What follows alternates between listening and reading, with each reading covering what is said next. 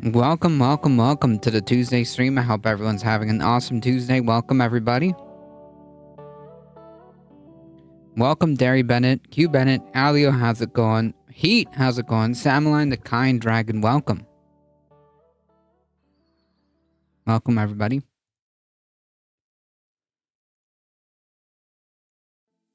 Yes, it is Trans Awareness Week. That is right. George Santos, former campaign fundraiser, pleads guilty. Yes, we will talk about that.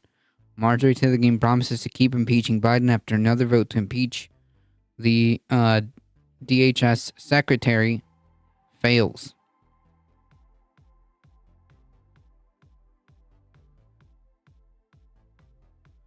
Michael Hassler, welcome. Yes, subscribe to the YouTubes. Like the stream.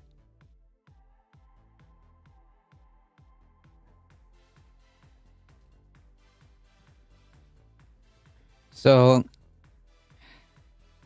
an absolute clown show. I'm pretty sure a lot of you have probably already heard. So I guess this segment needs no introduction, but nonetheless, I found it pretty entertaining before we start getting into the more serious news.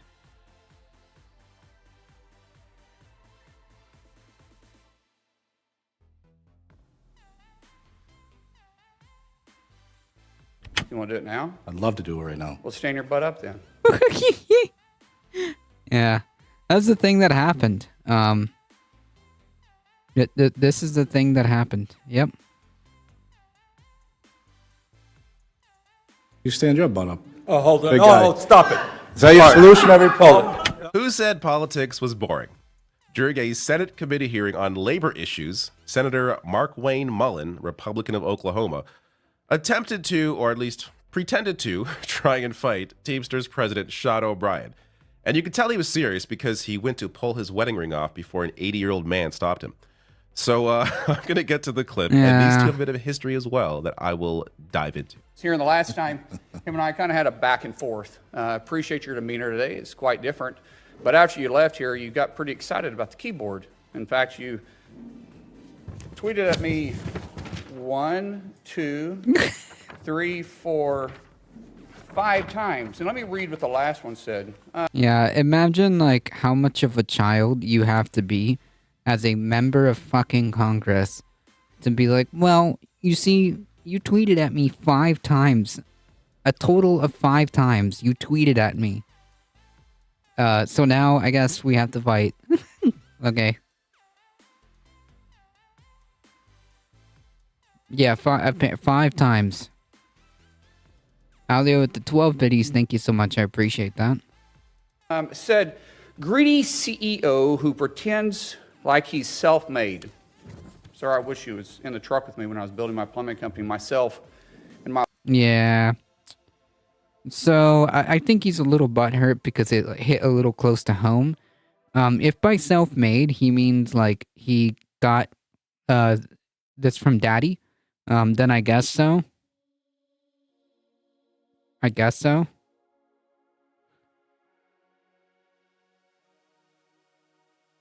My wife was running the office because I sure remember working pretty hard and long hours. Pretends like he's self-made. Test your might. Dun dun dun dun dun dun dun dun. What a clown. True. Fraud. What a clown, indeed, as you just made yourself out to be. Yeah, it makes sense. Always has been, always will be. True. Quit the tough guy act in these Senate hearings. You know where to find me. Any place, anytime, cowboy. Sir, this is a time, this is a place. If you want to run your mouth, we can be 2 consenting adults. We can finish. We can be 2 consenting adults to fighting.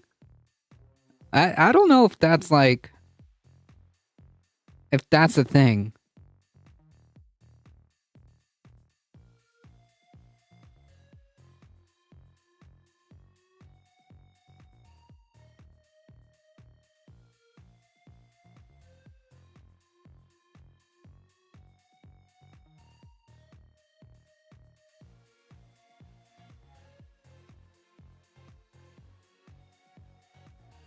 Yeah, to copulate, maybe.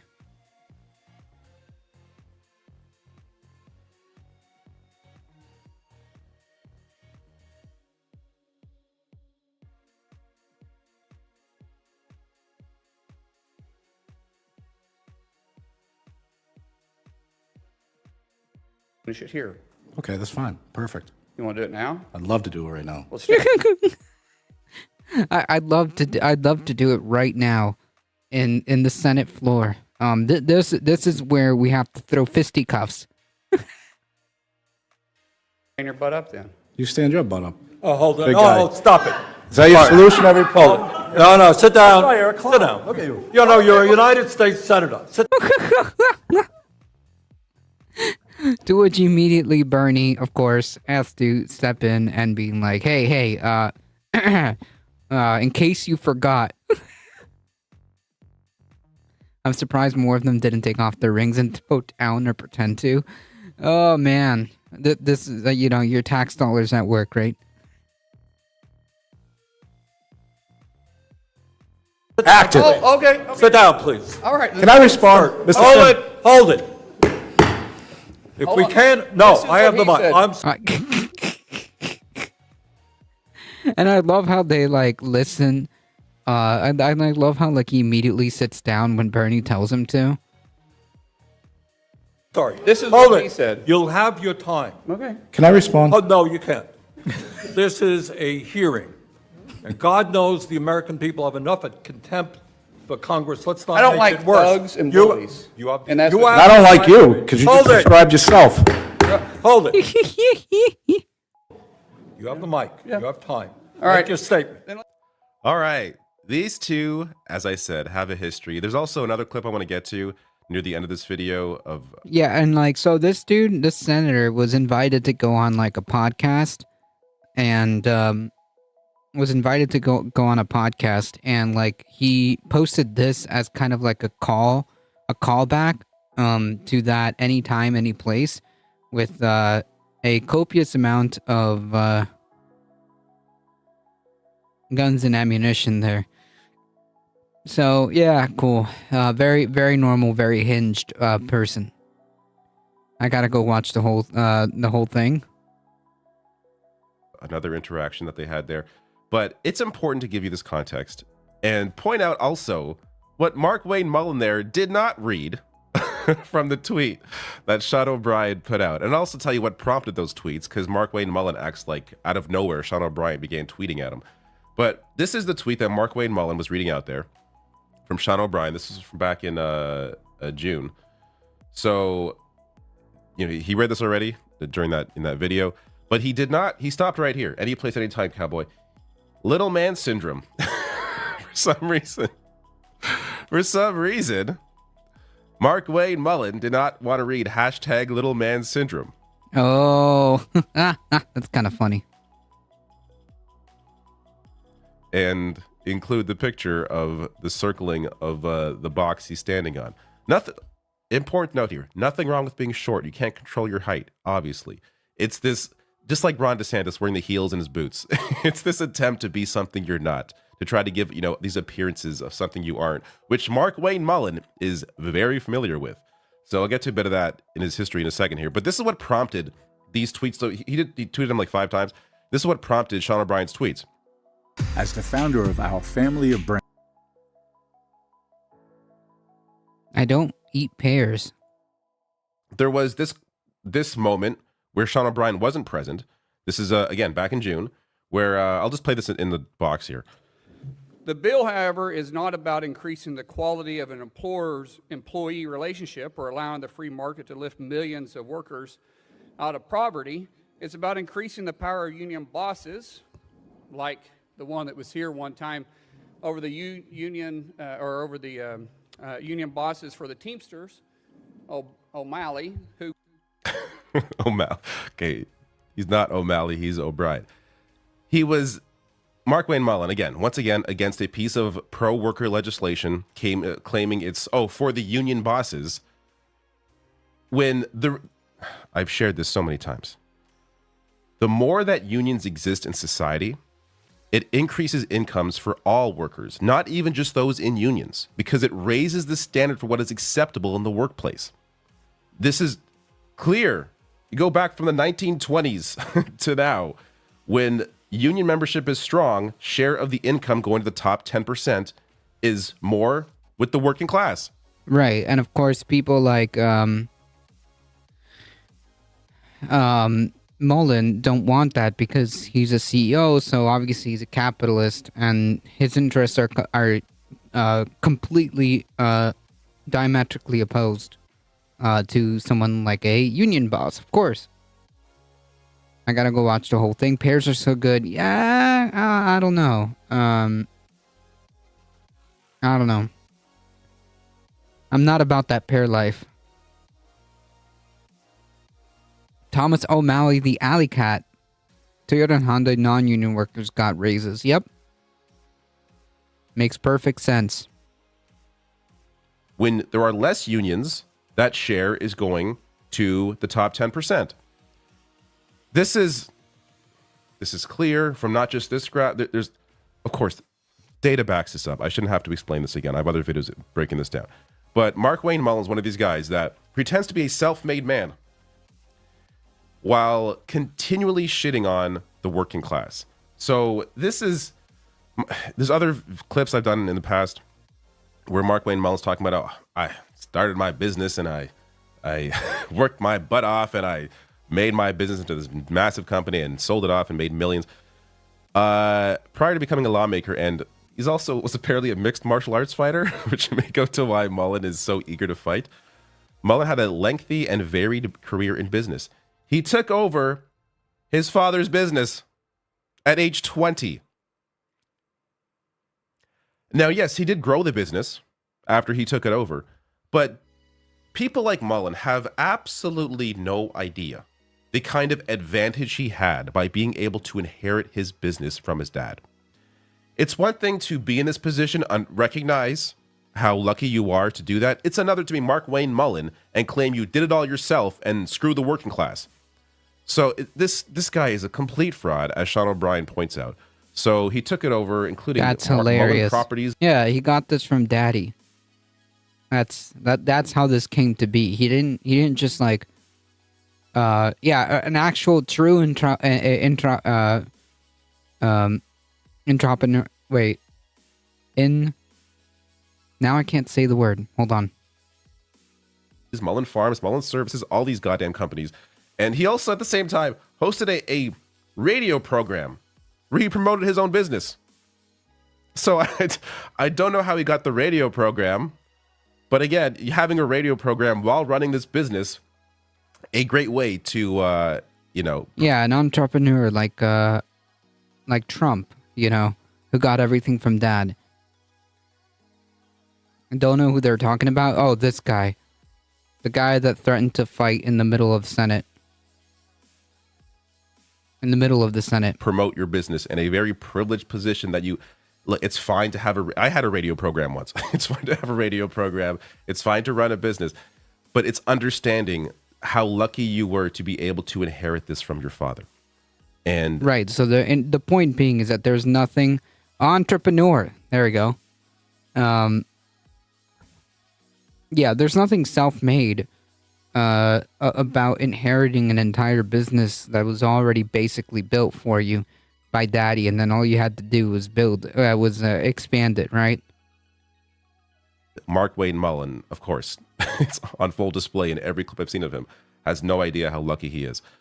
So a little more in the history here. So at a Senate Health, Education, Labor, and Pensions Committee hearing in March, O'Brien told Mullin, who owned non-union plumbing companies before selling his majority shares in 2021, that Mullin was out of line for accusing him and other union leaders of sucking the paycheck out of union workers to pay for what Mullin described as the union leaders' exorbitant salaries. Mullin pushed back, saying, "Don't tell me I'm out of line, and you need to shut your mouth."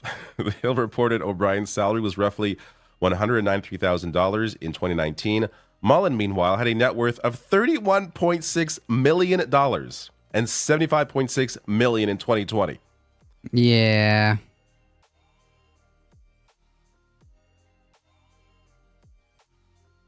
I don't even know what this would feel like. No wonder they can't relate to us peasants. Yeah, exactly. Like, imagine yelling about, like, unions when you make, like, decades, not decades, I meant decade as in 10 times, more than what, like, a union, boss would make, um,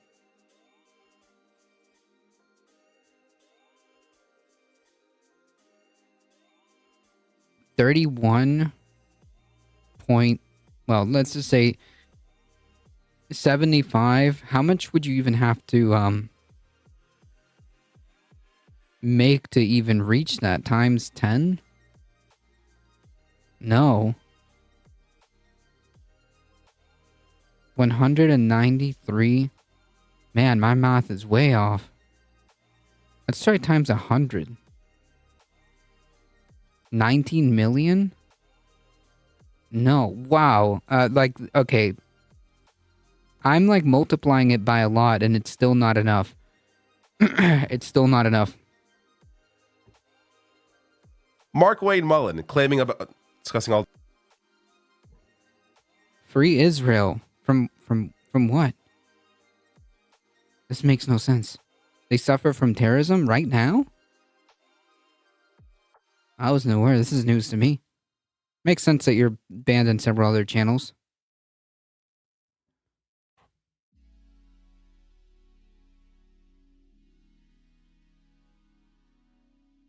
Yeah, October 7th. Yeah, we know. It was a terrible terrorist attack. So, wait, are they still under occupation or is that Palestine? Not understanding. these greedy union bosses. Meanwhile, he's worth 31.6 million. Or 75.6 million in 2020. I mean, who's really screwing their workers here? Capitalists, always. They still have terrorist attacks. Roll right now?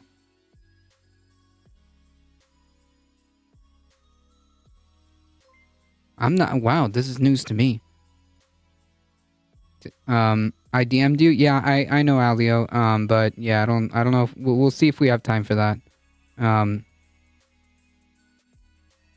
So there's also a history, like Mark Wayne Mullen. He was actually investigated by the ethics committee. Mark Wayne Mullen earned $600,000 plus an outside income against House rules. He ended up having to pay back $40,000. Okay, now I know I'm being gaslit. All right, fuck off.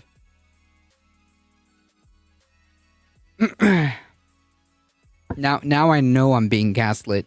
True, dude. The invention of the Iron Dome was made 10 days ago or whatever, last month. That's right. It was because of the Hamas terrorist attacks on October 7th that the Iron Dome was made. True.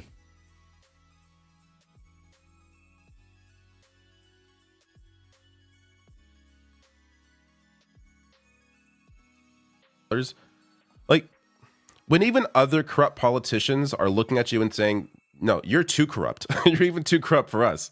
You know there's a problem there. So Mark Wayne Mullen, on top of being a fraud, is also corrupt. And this is also worth mentioning. So this is back when Biden announced the student debt cancellation plan. And Mark Wayne Mullen replied to that saying, "We do not need farmers and ranchers, small business owners, and teachers in Oklahoma paying the debts of Ivy League lawyers and doctors across the U.S. as if wealthy people take out student loans."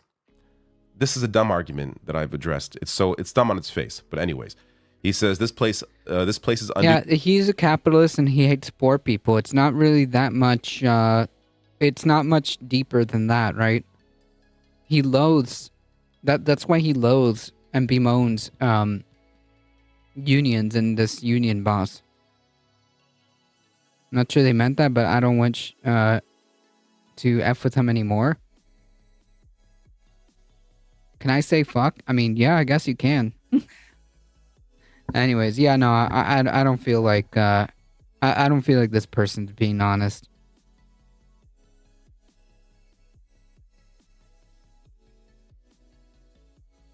No, he's saying that they don't need he's saying that we don't need farmers and ranchers and small business owners and teachers paying the debts of the Ivy League people, supposedly.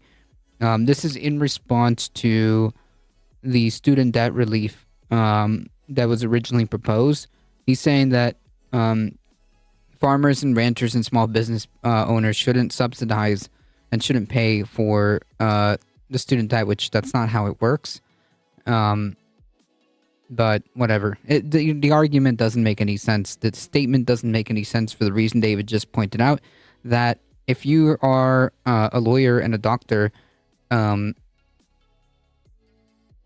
you're not going to have a problem with student loans.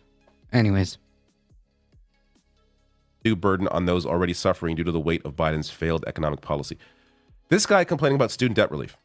Yet, Mark Wayne Mullen had over $1.4 million in PPP loans forgiven. Just the hypocrisy, the level of fraud. It's really embarrassing. Sean O'Brien here. When you have these woke revolutions... Whoa! Don't tell me about woke revolutions, okay? I want to read because it's incredible from back in June. What have you done for working people in Oklahoma, Senator Mullen? Last time I checked, your state ranks near the bottom in median wages. Sounds like you need to shut your mouth and get to work for the people of your state. Yeah, so this is a long history. Still badly worded, I know I type badly, but still this senator. But does he know slightly more than his constituents? Then it's okay. Welfare for the rich, yeah, of course. The rich are always going to advocate for welfare for them. They deserve action, not your phony man of the people spiel. Love it. You can see why Mullen was so hot and bothered during that clip. But here is another clip of another exchange. I don't understand your question. Could you repeat it? You said anytime, any place. What's your question? Accept the challenge. What challenge? Jesus. You said any. Unironically, a child. Like, childish behavior coming from a U.S. senator. Anytime, any place. I'm accepting yours, so why don't you come What back? challenge? What challenge are you talking April 30th. How about we do? April 30th, 2000, whatever. You tweeted at me for the last time. Elron, welcome. All welfare is for the rich. They can't be rich if poor folk don't spend money. Food stamps, welfare for the rich. State paying your rent. Landlord aid. Yeah, true, I guess.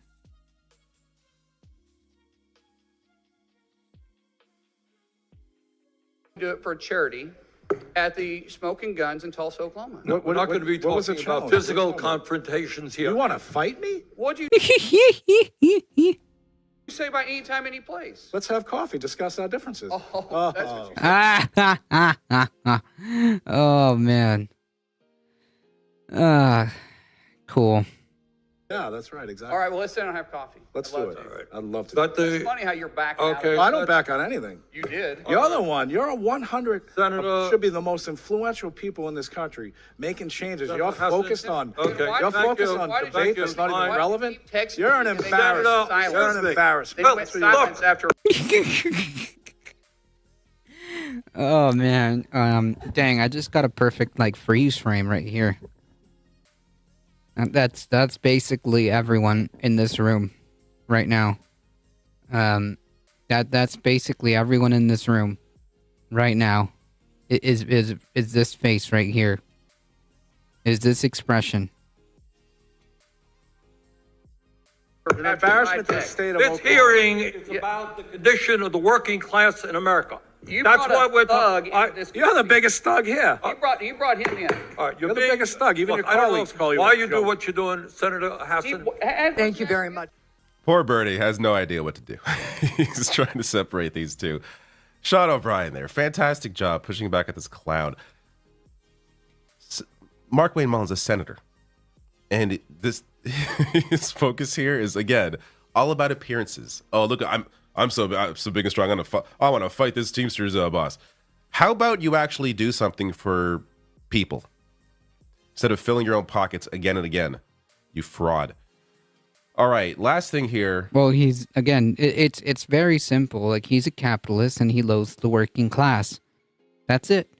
That's where it begins and ends. His interests are completely diametrically opposed to someone like a union boss.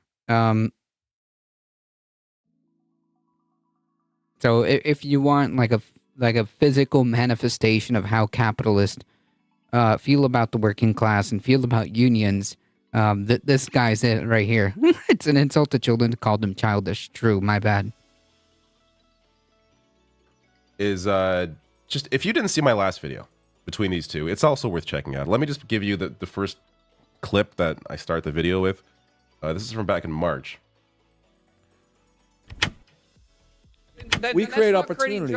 We create opportunity because we hold greedy CEOs like yourself accountable. You're calling me a greedy CEO. Oh yeah, you are. Yeah. Yeah, you are. I mean, by definition, right? Like, to be a CEO, you have to be greedy. That's how this works. To be worth tens of millions of dollars. Yeah, there's some greed involved. You don't gotta lie. That may still be my favorite moment between those two, even with this whole fight clip, just because it is so satisfying to see I almost called him John now, to see Sean O'Brien call Mark Wayne Mullen a greedy CEO. Lovely. So I will link to that video at the end of this one and below as well in the description box. So check that out. All right, so let's actually see. Like, this is like a minute exchange. I don't know if that's the full exchange that we just watched, but I'm just curious. Like he's self-made. Sir, I wish he was in the truck with me when I was building my plumbing company. Myself and my wife was running the office because I sure remember working pretty hard and long hours. Pretends like he's self-made. What a clown. Fraud. Always has been, always will be. Quit the tough guy act in these Senate hearings. You know where to find me. Any place, anytime, cowboy. Sir, this is a time, this is a place. If you want to run your mouth, we can be two consenting adults. We can finish it here. Okay, that's fine. Perfect. You want to do it now? I'd love to do it right now. Well, stand your butt up then. You stand your butt up. Oh, hold it. Oh, stop it. Is that your solution? Hold it. No, sit down. Sit down. Okay. You know, you're a United States Senator. Sit down. Actively. Oh, okay. Sit down, please. All right. Can I respond? Mr. Chairman? Hold it. If we can, no, This is I have what the he mic. said. I'm sorry. This is Hold what it. he said. You'll have your time. Okay. Can I respond? Oh, no, you can't. This is a hearing. Jesus Christ. Conscious Canuck, how's it going? Welcome.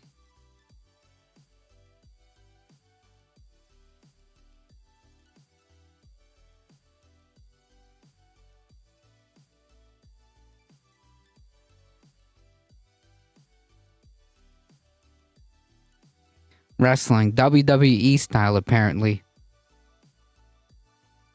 All right, so now that we got that out of the way, okay. Listen, it was kind of funny, and kind of sad that this is like the people in the Senate. Yeah. They're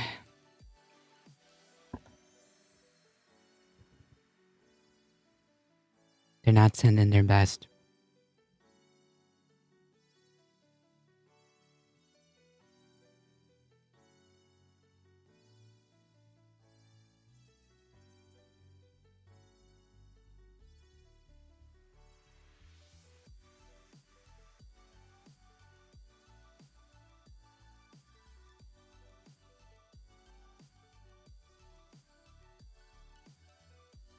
Go air your grievances at a brew pub or something juvenile. I think somebody asked for the whole Committee on Health, Education, Labor, and Pensions will come to order. somebody asked me for the whole thing. I actually found it.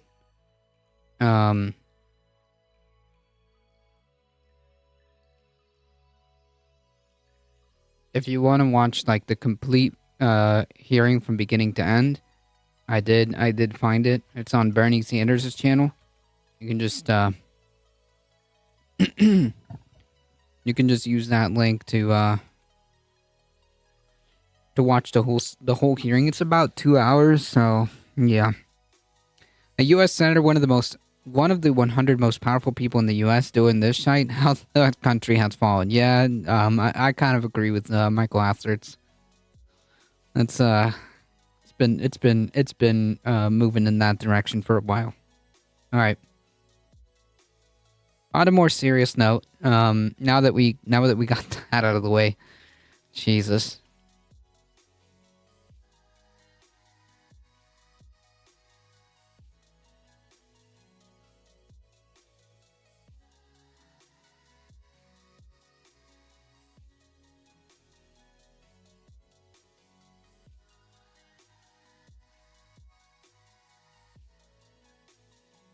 Let's talk about this.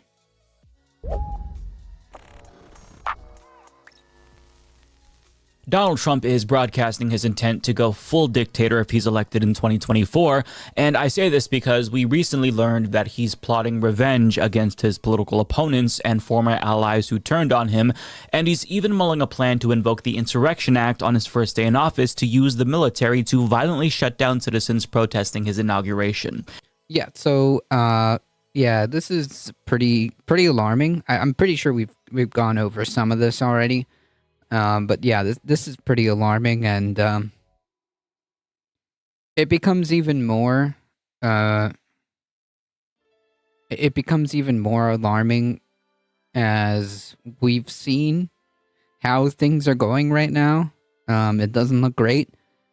It looks like there is a possibility that this guy could actually win. It looks like there is a possibility this guy could win. And, yeah, this is a possibility of becoming real. Now, additionally, he's planning an unprecedented crackdown on all forms of immigration, including legal immigration, by ramping up raids and rounding them up and placing them in sprawling concentration camps and deporting millions per year. And white nationalist Stephen Miller says it will be the most spectacular migration crackdown. Now, on top of that, his allies are currently forming a pro-Trump army with, quote, up to 54,000 loyalists across government to rip off the restraints imposed on the previous 46 presidents. Axios further explains, these foot soldiers would be ready for legal, judicial, defense, and regulatory and domestic policy jobs. His inner circle plans to purge anyone viewed as hostile to the hard-edged authoritarian-sounding plans he calls Agenda 47. Yeah, so in a more abbreviated way of saying it is that basically this whole concept is based on the idea that the executive branch actually has more power than they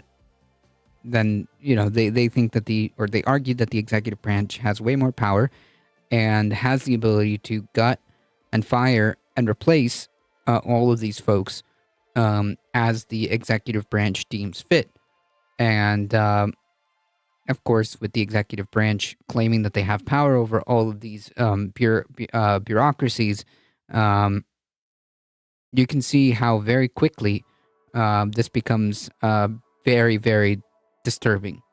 Imagine like the executive branch exercising power over basically every office and gutting everything that doesn't agree with them and replacing everybody with yes men as they deem fit. You can see just how quickly this can get very, very scary. At least this is their argument. Now, none of this is surprising at all if you're already aware of Project 2025. I'll link to a video that I did about that before down below. But this is a plan, essentially, to seize control of the administrative state and fill positions at all levels of government with Trump loyalists. Anyone who is not a Trump loyalist will be fired. Now, this plan to recruit Trump loyalists right now is part of Project 2025. Axios explains Right, it's basically that. Is Trump confident the Congress and SCOTUS will just surrender to Trump? This has nothing to do with Congress or the Supreme Court. The whole premise of this is that the executive branch alone has the power to do this. That's what they're arguing. They're arguing that the executive branch actually has the power to do all of this. So Congress really doesn't have a role here. Neither does the Supreme Court. That's basically it, because they don't need Congress or the Supreme Court, because they know that using more democratic means, it's just not going to go anywhere. So they can't go the normal routes. the government in waiting is being orchestrated by the Heritage Foundation's well-funded Project 2025, which already has published a 920-page policy book from 400-plus contributors. Think of it as a transition team set in motion years in advance. Heritage President Kevin Roberts tells us his apparatus is orders of magnitude bigger than anything ever assembled. Wild. Off to Mod. Peace, y'all. Thank you for stopping by. I appreciate it. For a party out of power. In other words, Project 2025 is already well underway. Right now, they're doing it. They're executing the plan. Now, Trump's first order of business has been to consolidate power. He's been pretty open about that. And there are people already forming a pro-Trump army for him at this very moment. Now, if you're thinking that this all feels eerily similar to what Putin did in Russia or what Erdogan did in Turkey, you wouldn't necessarily be wrong, but to me, this feels a lot more like Mussolini or even Hitler, arguably, based on his own rhetoric. Case in point. In honor of our great veterans on Veterans Day, we pledge to you that we will root out the communists, Marxists, fascists, and the radical left thugs that live like vermin within the confines of our country. Now, he also reiterated. Yeah, that's some scary, scary language. That's some scary language because we all know what he's talking about, right? He doesn't, like, these people don't differentiate because obviously, like, Marxists, Marxist, communist, these are all different terms that mean different, like, just because they're tangentially related and share the same root, do not mean that they are the same thing. The same goes for the radical left. That's just redundant. Because radical left is anybody that you don't like, and he just throws in fascists in there too. Because all of these are just interchangeable terms. All of these are just interchangeable terms for people that disagree with me. That's it. Those comments in a tweet on Truth Social, writing, "In honor of our great veterans on Veterans Day, we pledge to you that we will root out the communists, Marxists, fascists," that's ironic, "and radical left thugs that live like vermin within the confines of our country, lie, steal, and cheat on elections." Yeah, dude, the communists and Marxists and fascists and all the radical left, all one and the same, I guess, to him, apparently have lied and stolen and cheated on the elections. They all colluded to steal the election from him. Not him though, right? He didn't actually, not the dear leader. He didn't engage in any collusion to try to overturn the election. Not him. That couldn't be him, right? That couldn't be his party. No? Oh wait. Who's in trouble currently for doing just that, actually? Who's currently facing several legal cases, criminal cases for doing this exact thing?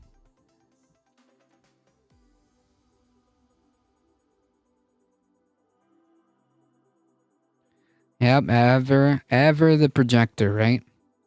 Every accusation is just a confession because King Trump is big mad and he wants the U.S. to kiss Trump's feet. Well, no, he just wants, well, yeah, I guess so. I guess in a way. and will do anything possible, whether legally or illegally, to destroy America and the American dream. The threat from outside forces is far less sinister, dangerous, and grave than the threat from within. Despite the hatred and anger... Wait. I just realized Mike didn't even give us his Mike didn't even give us a Trump impression. Sad. Of the radical left lunatics who want to destroy our country, we will make America great again. Now, in response, Brian Tyler Cohen shared this German cartoon published in 1939 depicting Jewish people as vermin being swept out of Germany and not being let back in. And Trump's promise there to root out leftist vermin feels very similar to that Nazi cartoon. Now, Mehdi Hassan of MSNBC is going to give us some additional context and comments from Trump that are explicitly Hitlerian. He wants Trump land. That's right. Vermin. That's not a word we often hear used in everyday conversation. In fact, it's a very specific word that carries a very specific historical connotation. It was a word frequently used by Nazis to dehumanize Jewish people during the Holocaust. For example, according to historical accounts, in 1939, Adolf Hitler told the Czech foreign minister, quote, "This vermin must be destroyed. The Jews are our sworn enemies." Now, this isn't the first time Trump has been caught echoing the rhetoric of Nazis and white supremacists. A few weeks ago, he said that undocumented immigrants were, quote, "poisoning the blood of our country." Yeah, that's freaking like, that's disturbing as all heck. To hear the ex-president, current frontrunner, and again, it is very possible that this dude is going to win the. It is a possibility that this dude is going to win the presidency. It is a possibility, and he's using language like blood and soil language. How immigrants doesn't really specify, but we can all kind of read between the lines here of what he's talking about when he means immigrants. He means brown people will poison the blood of the U.S. Whew. Yeah. Which again echoes the rhetoric of Hitler, who made similar remarks in Mein Kampf. So there you have it. An ex-president and current frontrunner for the GOP presidential nomination, not once but twice in just the last few weeks, taking a page right... And again, has a possibility, a very real possibility, of winning. that's what's that's the icing on this shit cake, right? That's the icing on this shit cake, is that he does have a possibility of winning. And the more the Democratic Party is just effing around, the more they put everybody at risk.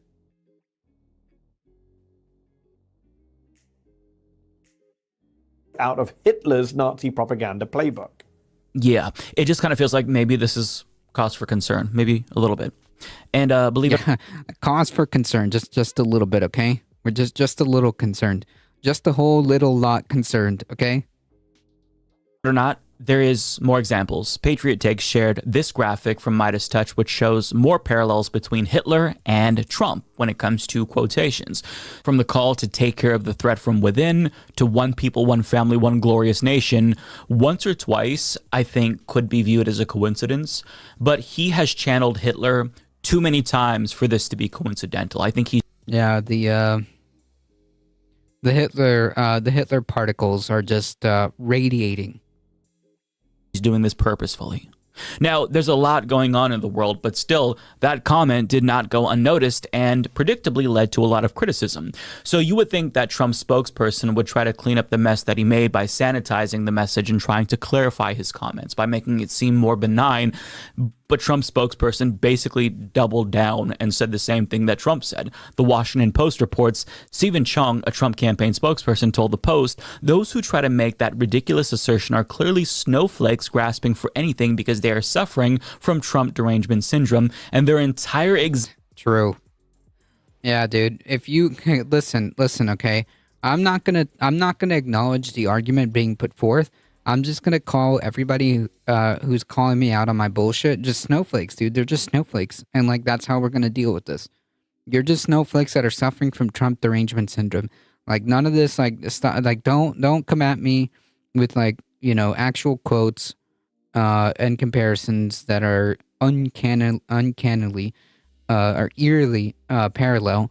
Don't do that. Okay, you're just a bunch of snowflakes, and you have Trump derangement syndrome. That's it. Existence will be crushed when President Trump returns to the White House. Chung later clarified that he meant to say their sad, miserable existence instead of their entire existence. Okay.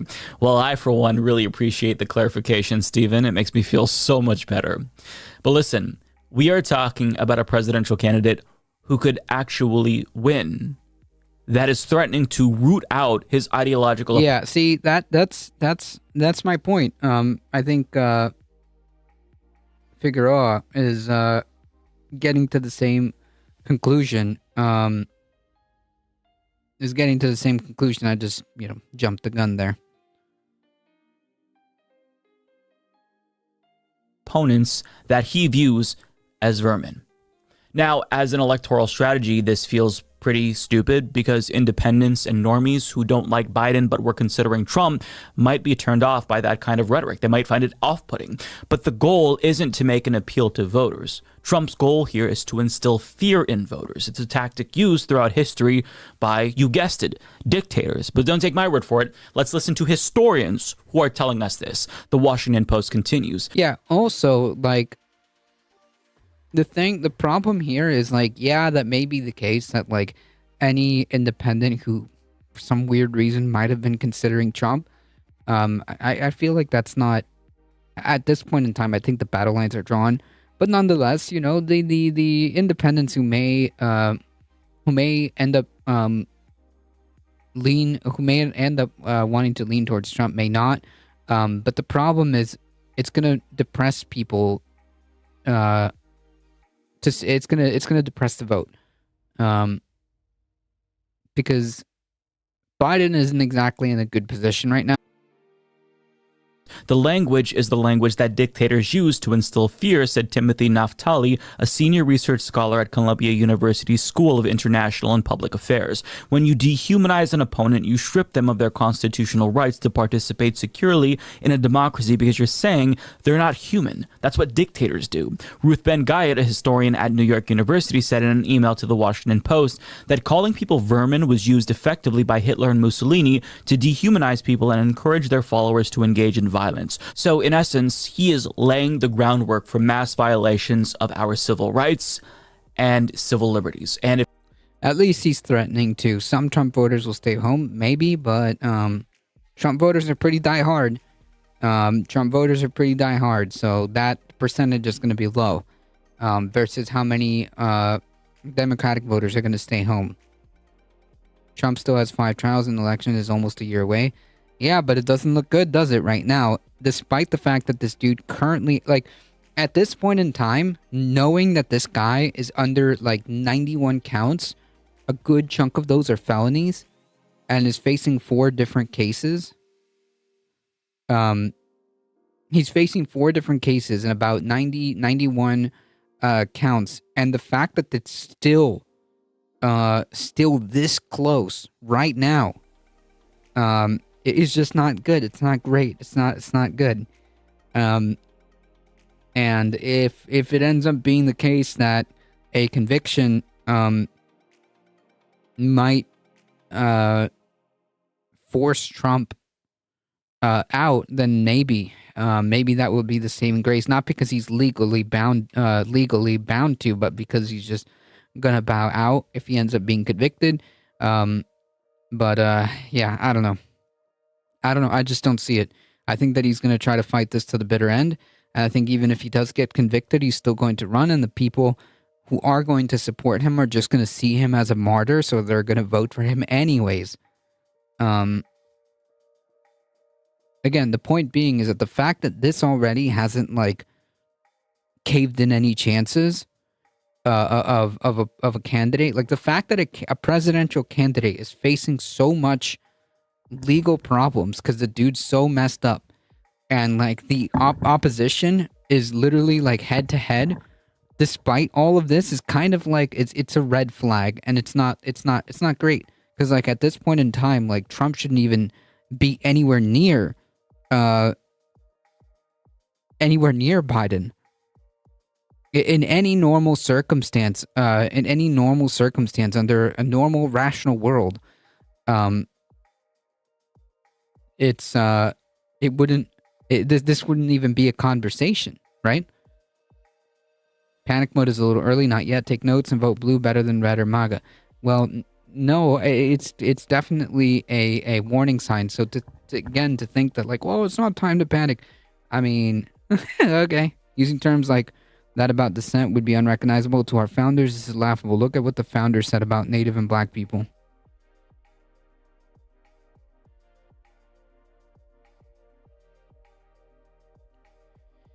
Anyways, the point being is that at this point in time, it's embarrassing that someone who's currently in the position that Trump is even close. I feel like I'm living in Bizarro World. This is crazy. Yep, it's Bizarro World because we're starting to see some accountability for the powerful and labor strength is growing. Yeah, but also, it's a very real possibility that someone like Trump could win the presidency.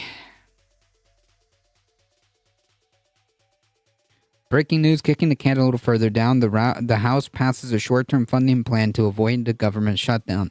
Will it pass the Senate? Probably, right?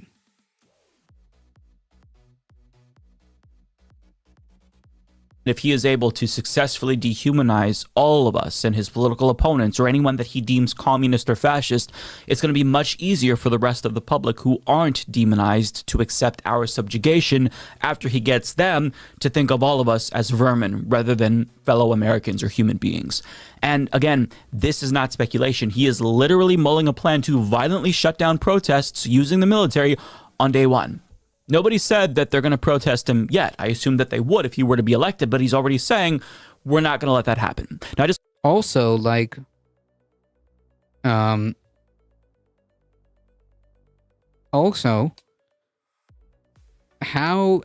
are you going to say that you appreciate like democratic norms while threatening to use the Insurrection Act against protest against you?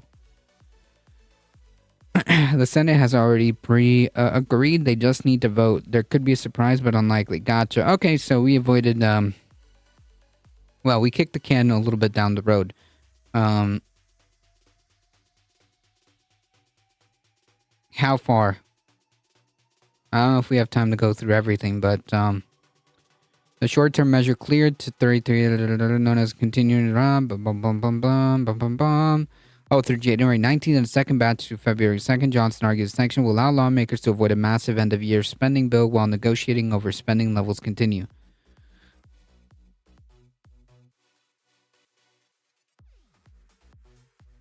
Gotcha.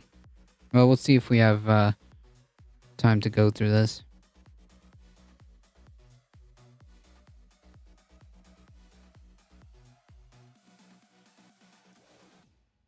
just want to repeat that. He is considering using our military that we fund that's supposed to protect us against us if we protest his inauguration. So obviously he doesn't care about free speech, but I think most people knew that. But his intent here is horrifying. So, I mean, this campaign is truly unprecedented in the sense that we have a political candidate who is running to be a dictator in a democratic election. And he's conspicuously channeling Hitler again and again and again. I mean, I don't want to sound like Chicken Little here, but I feel like this is something that maybe we should be concerned about. I think that if you're not worried at this point, you're not paying attention. When somebody is running for president who can win, and they say, I want to be a dictator, and I'm coming for my political opponents, and that includes... I want to be a dictator, so effing bad. I understand chatter people don't like that I support Biden, but Trump is winning is much worse. Yeah, understood. And that's the problem, right? So why isn't Biden doing what he needs to do to earn people's votes Because if not, they're going to stay home. I think they just want to take the end of the year off. Yeah, probably.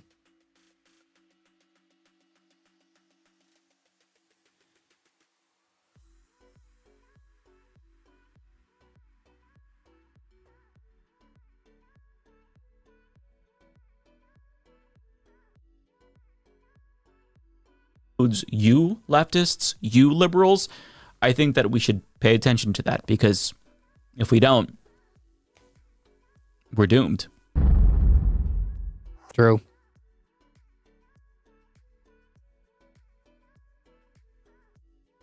All right. So kind of to reinforce this,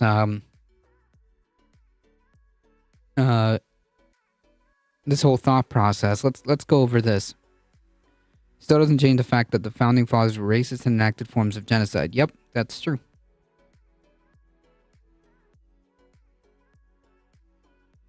VP Kamala Harris has been touring many states and college tours. Yeah, and how liked is how liked is Kamala Harris?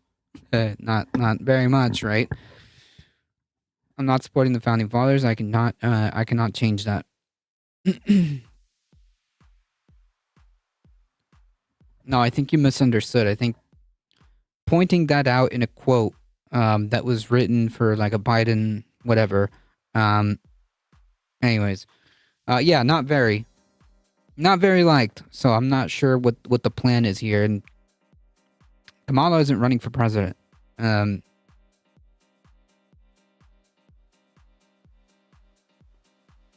Not very well liked. So yeah, cool. We're doing great, guys. We're doing phenomenal.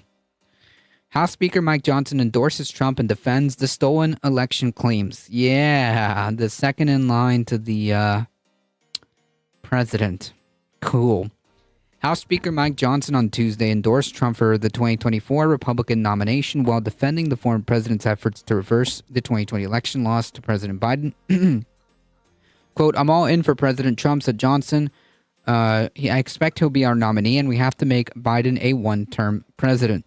Johnson suggested he had already thrown his weight behind Trump, saying, "I have endorsed him wholeheartedly, but it was unclear when the Louisiana Republican had previously given Trump his official backing." So again, any idea, any doubt that there is no distinction between the Republican Party and MAGA, it's gone.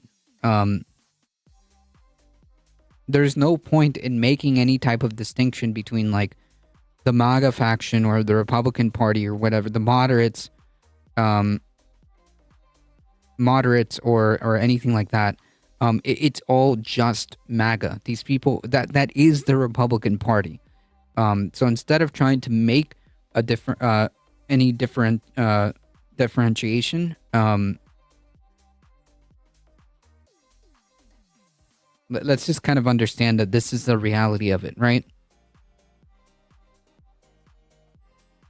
And this guy didn't get there.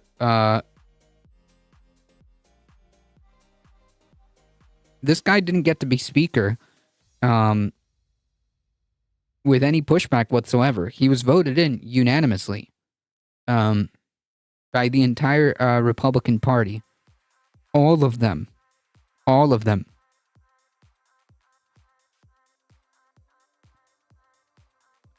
Trump had not officially endorsed Johnson when he became the Republican Party's fourth nominee for Speaker last month, amid a drawn-out scramble to replace the ousted Speaker Kevin McCarthy. But Trump gave what he called a strong suggestion to go with the leading candidate, Mike Johnson, and get it done fast, to which the Republican Party obliged.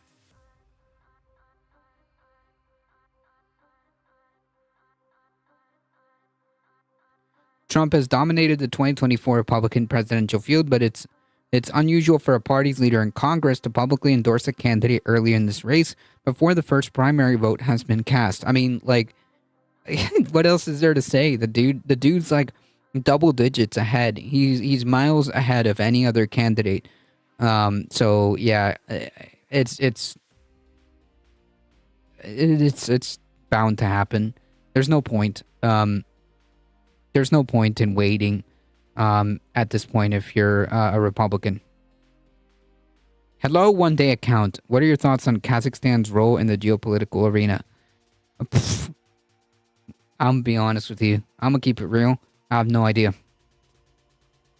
You're asking me about international politics?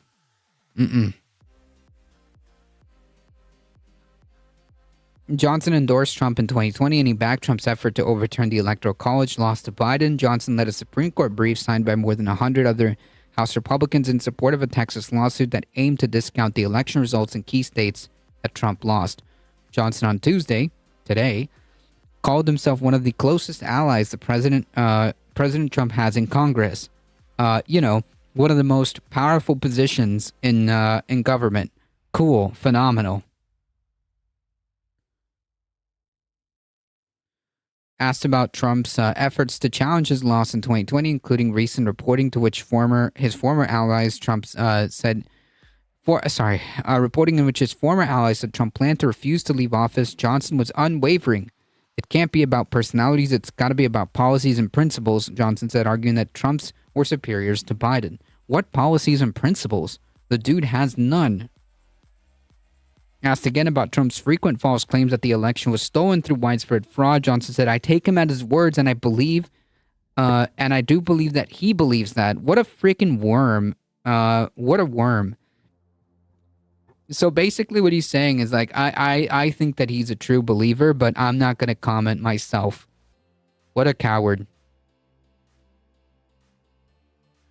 Pressed on Trump's well-documented airing of lies and misleading statements, Johnson said there's a lot of people in Washington who say things that are not accurate all the time. That's not an excuse, dude. What are you talking about? Like, this is like saying like, oh yeah, dude, like one time, like, there was a House member that said that something happened 5 times when it happened 4. Yeah, dude, that's, it's just a thing that happens. Bro, the type of lies and misleading statements that he continuously hammered for months and months and months, and at this point it's now for not only for months before the election, but continues to peddle these years later, had broad implications and led to insurrectionary behavior on January 6th. Not only that, this isn't just like lies and misleading statements. The dude's currently facing 4 different criminal trials, one of which is involving this very same thing.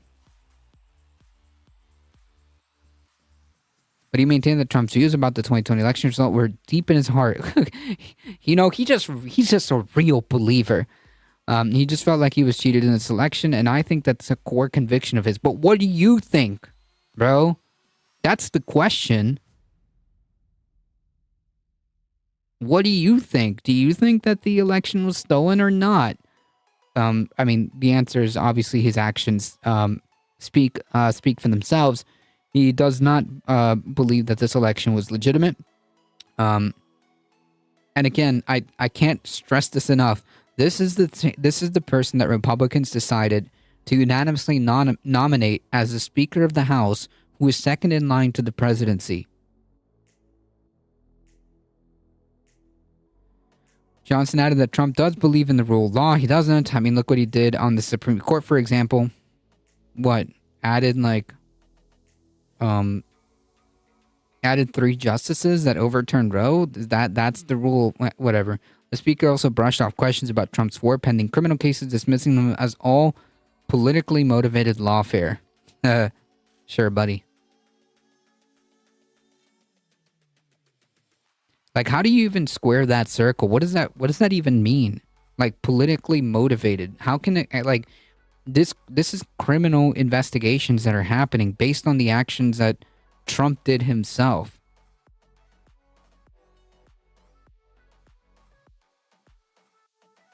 These investigations aren't coming out of nowhere.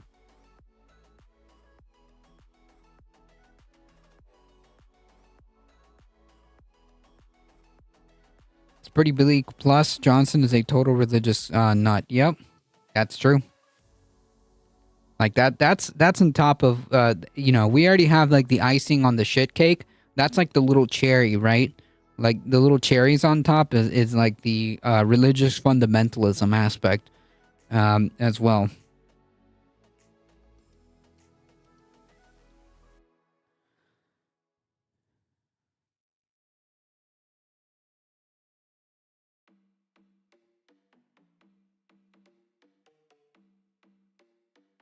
Yeah.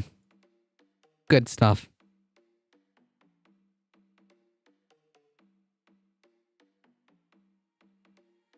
I'd say the nuts on top. Again, the problem is that Trump has a possibility of winning, and if the Democratic Party does not turn this ship around, it's going to be a disaster, and everybody loses. Okay, and everybody loses. And it will be their fault if the Democratic Party decides to like roll the dice instead of just like doing their job, which leave it to the Democratic Party. But yeah, everybody loses. We all lose. We all lose here. Religious fundamentalism is no joke. Do have your beliefs. Don't make me listen to them. I feel that.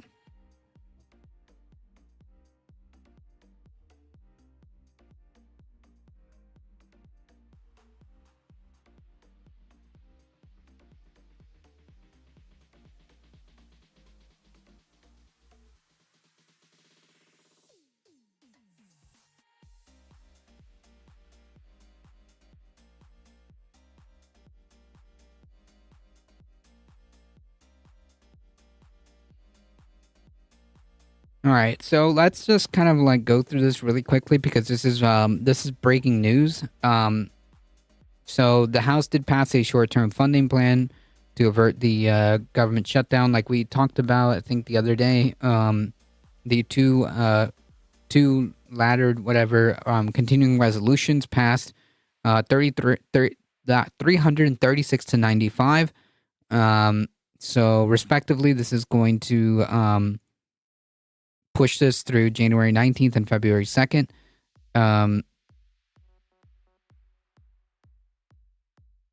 It is expected to go through the Senate, supposedly. And I suspect that Biden's going to sign this, and then that's going to be another fight in the next couple months or whatever. The political football has been punted down the line, okay?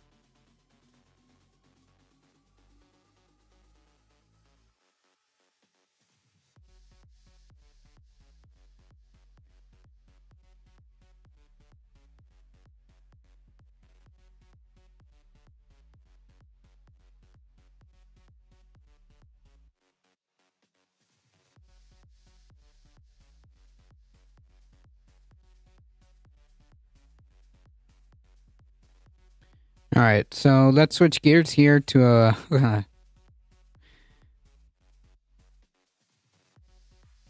another meme story. Former George Santos fundraiser pleads guilty to wire fraud. This is not looking good.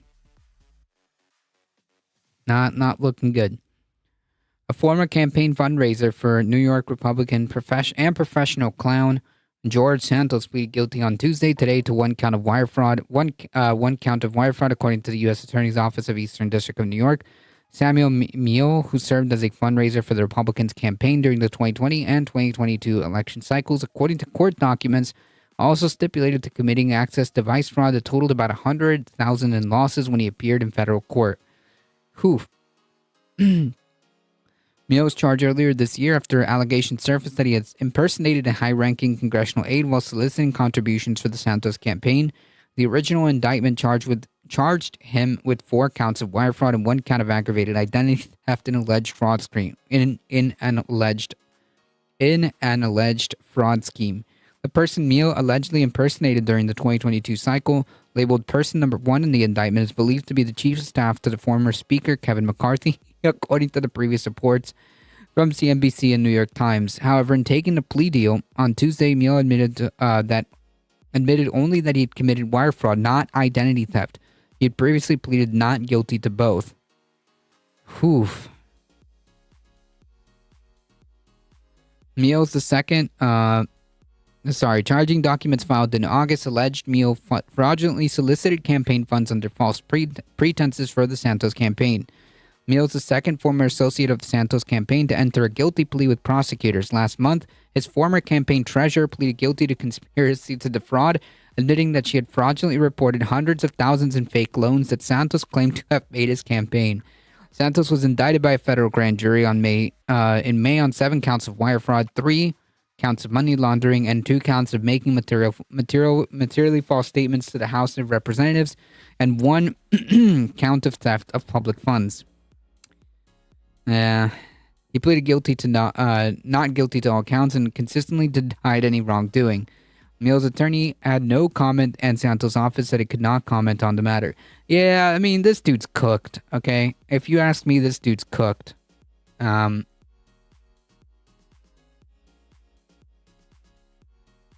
What else is there to say? This dude's definitely cooked.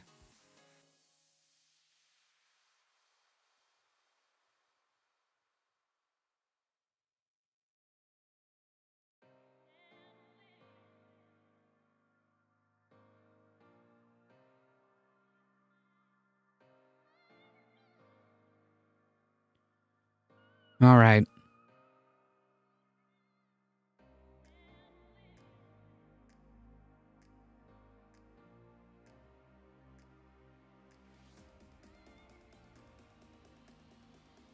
Oh, we got a poll suggestion. Hold on.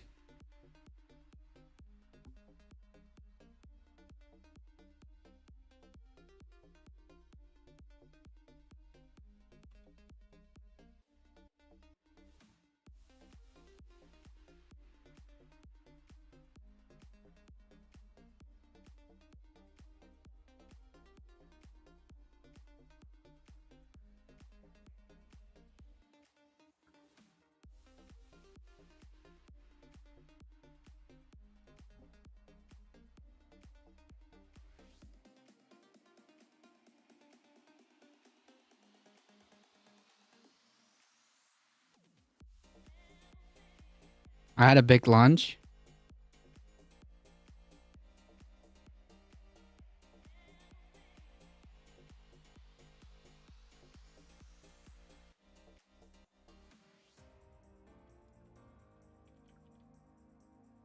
All right, I'm almost done.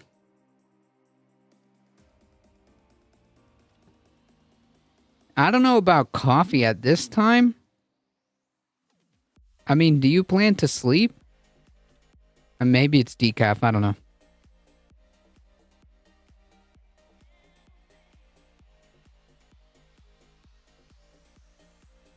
You can use truth points if you want to ballot stuff, okay?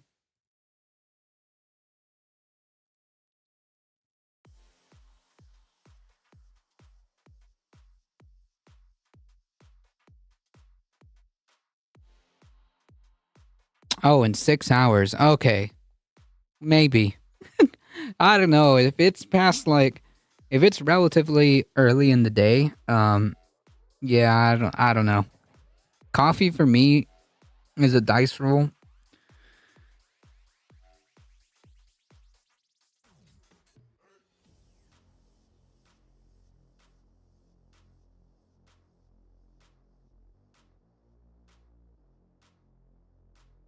Taco Tuesday, that's right.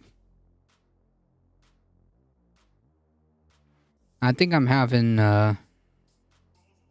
Pasta.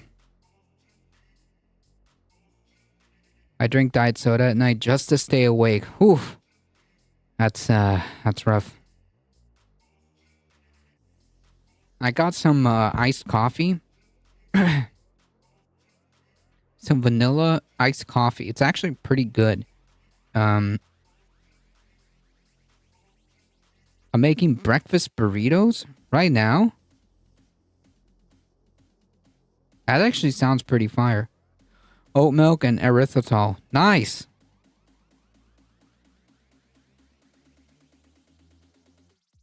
I'm not that much different, Conscious Canuck. Not much different. My coffee is with oat milk creamer that has like vanilla. So that's basically that's it. I do have erythritol, like, you know, packets and boxes of sweetener. But yeah, I don't think it needs it. I don't think it needs it. The oat milk vanilla creamer gives it the all the flavor it needs. Oh, we have a winner, yogurt and berries. Not a bad choice, I'm gonna be honest. That's one that I was gonna go with.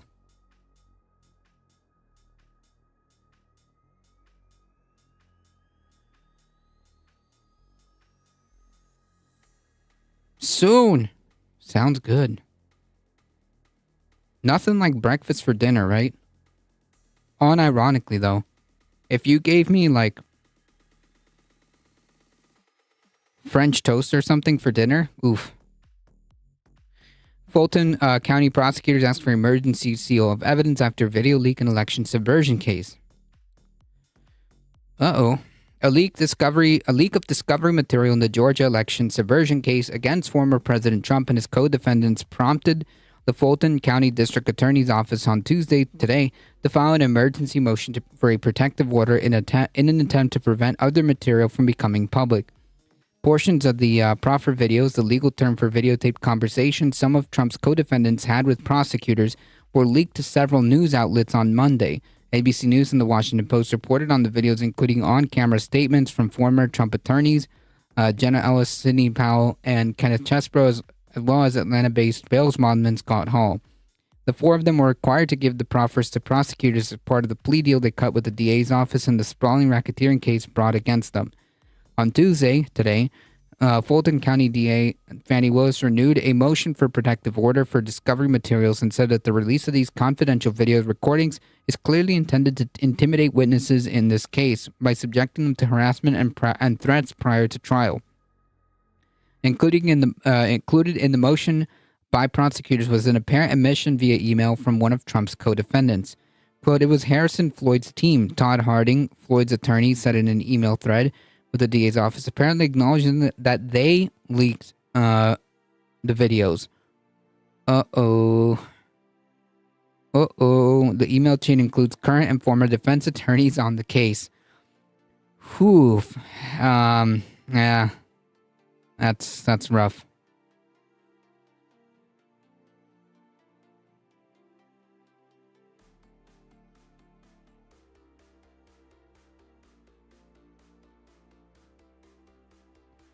We do breakfast for dinner once a week, my dude. Nice. Nice. I might steal that strategy. I buy naked oat milk. 4 ingredients: organic oats, water, sea salt, and amylase. Yeah, actually, naked oat milk is pretty good. Not gonna lie. Not gonna lie. I forget the oat milk creamer that I use. Let's see if I can find it.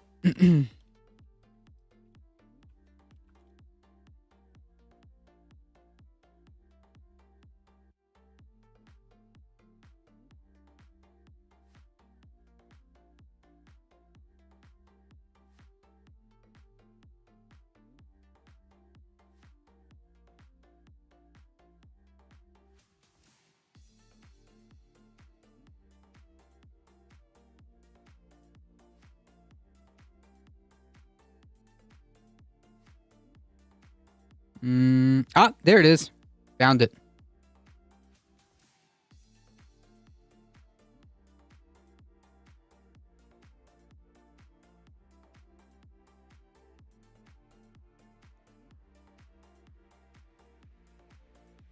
Oh, it's not a very big image. Whatever. Costco oat milk is my favorite. They have like their own oat milk? This is news to me.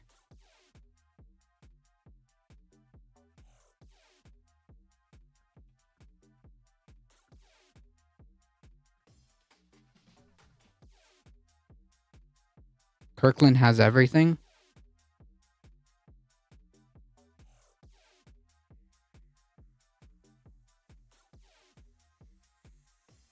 I'm planning on a big Thanksgiving breakfast and then football and sleep. Sounds good.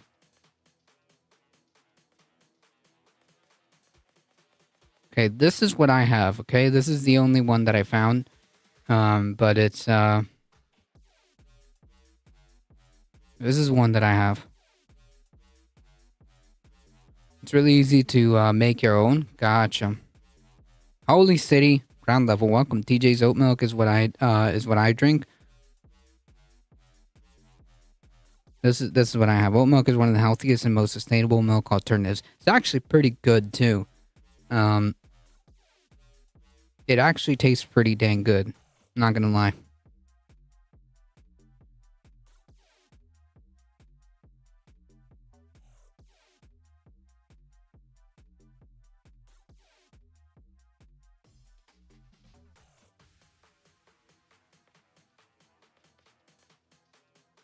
Oh, Trader Joe's. Gotcha.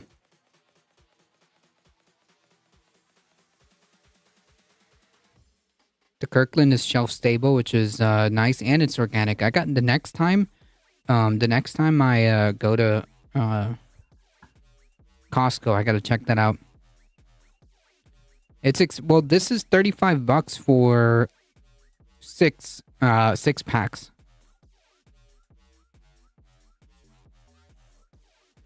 There's 6 of these little things, and also you don't need a lot.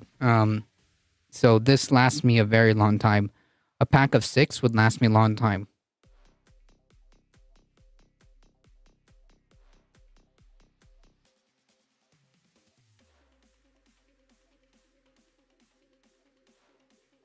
But I gotta check out the Costco one. Because if it's cheaper, then yeah. Yeah, you can make your own, that's right.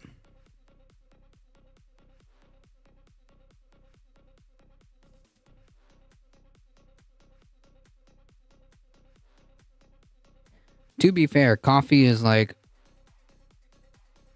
the holy ritual of every morning, okay? So nothing but the best.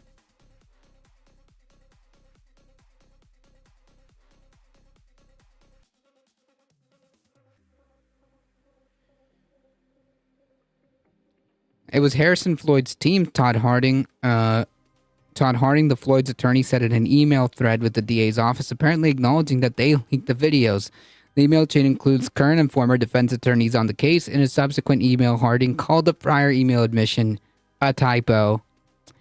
Oh, boy.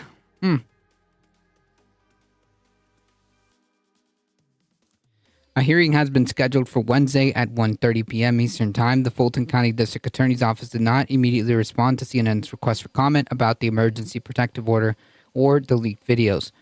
The videos provided some new detail about the efforts by those close to Trump to reverse the election in his favor. I was told prosecutors that Dan Scavino, Trump's one-time deputy White House chief of staff, dismissed her concerns that Trump's legal options for challenging the election were becoming increasingly limited, according to one of the videos. And he said, well, the boss, meaning the president at the time, and everyone understood the boss, that's what we all called him. Jeez, this dude really operates like a freaking mob boss.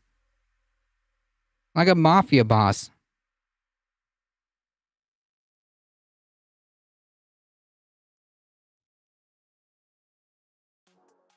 It's $9 what?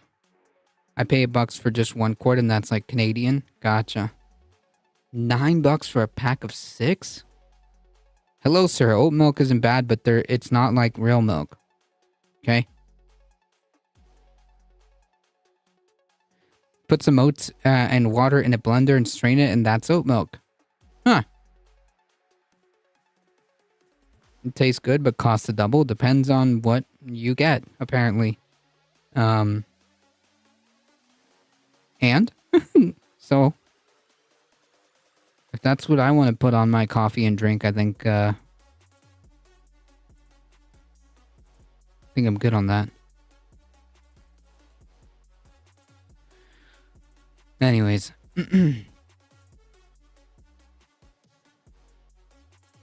That's an expensive brand. I don't buy Odie.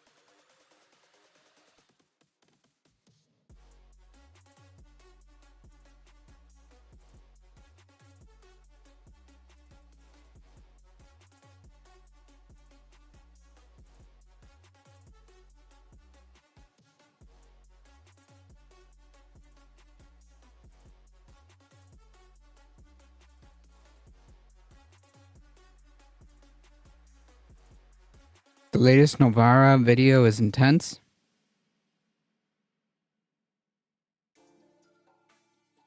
If milk wasn't so heavily subsidized, it would be like 12 to 15 a gallon. So will I buy regular milk? Cool story, bro. The latest Novara video is intense.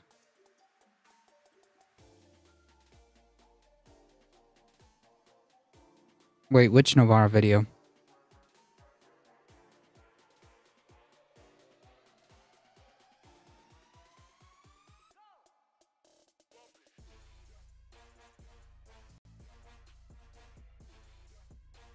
Yeah, like, if you get Planet Oat, like, it's like 377, something similar. This has a tiny bit more, milk.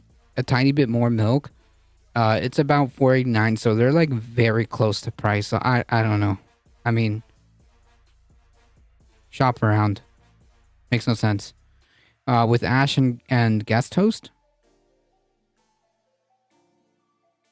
I am very unfamiliar.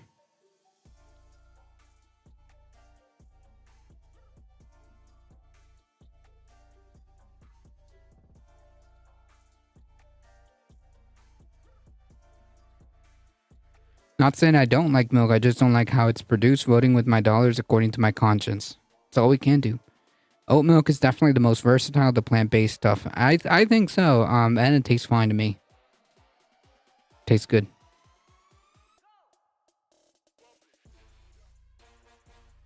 I was told the prosecutors at Dan Scavino, Trump's one-time deputy White House. Okay, we went there. Yada, yada, yada. Mob boss. Yeah, the boss is not going to leave under any circumstances, Ellis said, according to the video. Other information revealed by prosecutors by Powell, Chesbro, and Hall, according to the Post, which reported Chesbro said in his statement that he briefed Trump at a White House meeting on election challenges in Arizona and summarized a memo in which he offered advice on assembling alternate slate of electors in key battlegrounds to cast ballots for Trump despite Biden victories in those states. Oof.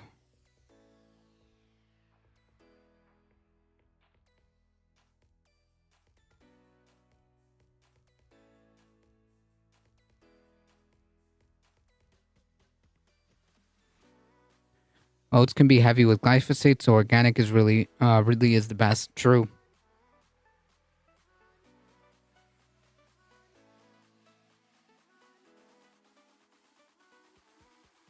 Just in general, like if you can, depending on the item, organic is the way to go.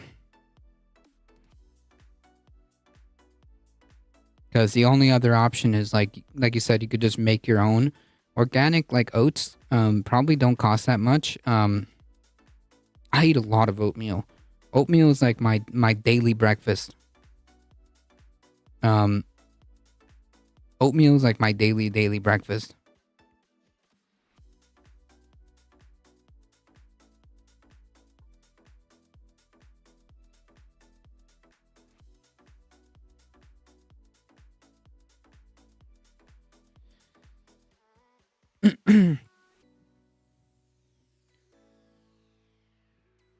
Powell, who is known for pushing some of the most fringe legal theories after the election, told prosecutors in her videotape statement that if Trump named her special counsel to look into each election irregularities, as she wanted him to do, she would have sought to seize the election equipment and would have used the military to do so if necessary. Oof. Yikes. Sandy Powell getting roasted? I mean, she already gave up. she already gave up.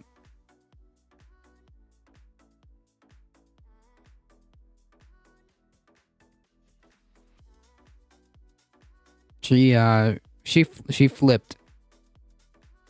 The judge in the Fulton County case had previously failed to rule on the initial protective order in September, filed in September by the DA's office. In the months since the motion, the district attorney's office did not follow up to ask for an official ruling. Going forward, the state will not produce copies of confidential video recordings of proffers to any defendant to prevent further public disclosure. Instead, the defendants must come to the district attorney's office to view confidential video recordings of proffers. They may take notes, but they will be prohibited from creating any recordings or reproductions.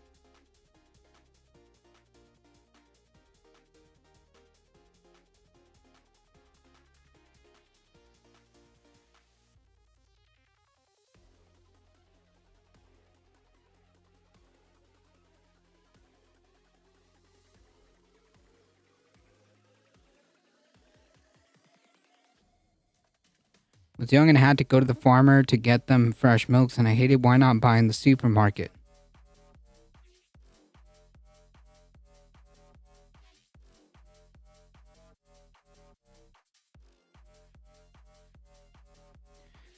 Anyways, we used to get our eggs direct from the farm. Yeah, we have a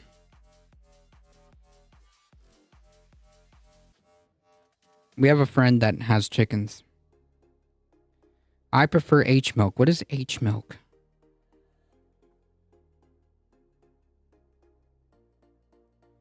Who's to blame for climate change? Scientists don't hold back in this new federal report. Oh, whole milk. Gotcha.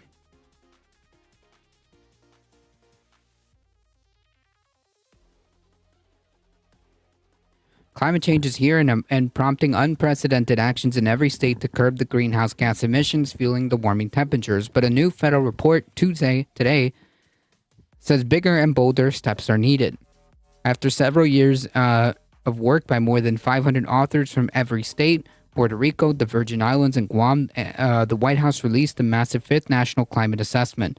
In remarks Tuesday morning, President Biden announced more than $6 billion to bolster the electric grid, update water infrastructure, reduce flooding, and advance environmental justice, whatever that means. This assessment shows us in clear scientific terms that climate change is impacting all regions, all sectors of the United States. Biden said, "We've come to the point where it's foolish for anyone to deny the impacts of climate change anymore." So if it's foolish enough to deny the impacts of climate change, why are you still giving oil companies what they want?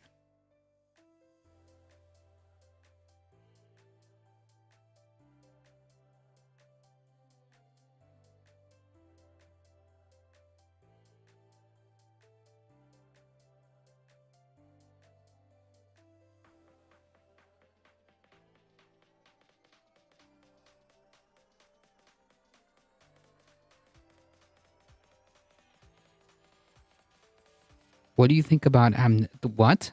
I'm confused.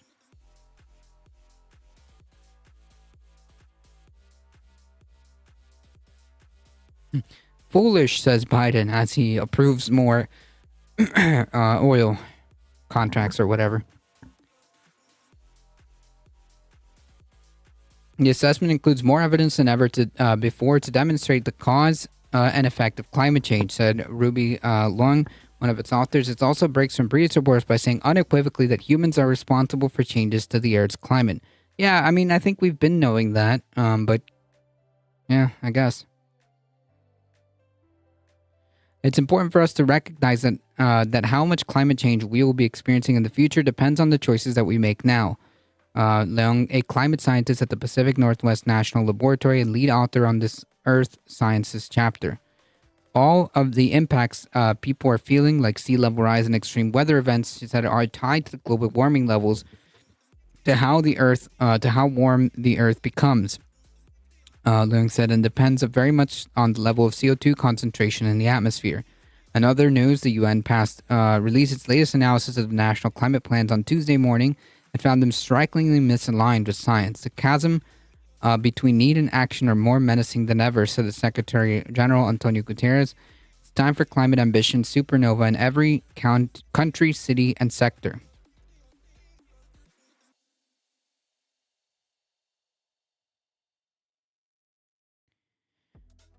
Thank you for the follow. I appreciate that. Welcome. The massive assessment describes the climate and economic impacts Americans will see if further action is not taken to address climate change. The report, issued roughly every 4 years, was mandated by Congress in the late 1980s and is meant as a reference for the President, Congress, and the public. Too many people think of climate change as an issue that's distant from us in space or time or relevance, Catherine Hayo, an author of the report and chief scientist at the Nature Conservancy. The assessment clearly explains how climate change is affecting us here in places where we live both now and in the future and across every sector of human and natural society. Hale said, it also shows that the risks matter and so do our choices. Climate Nexus, a non-profit communications organization, said the new report is essential reading because it highlights the seriousness of current impacts and shows the existing pace of adaptation isn't enough to keep pace with future climate change, something that we've said multiple times. Ever heard about water diffusing as a climate gas?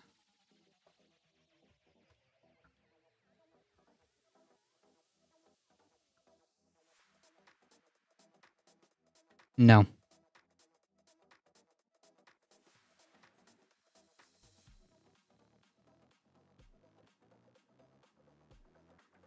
Without deeper cuts in global net greenhouse gas emissions and accelerated adaptation efforts, several climate risks to the United States will continue to grow.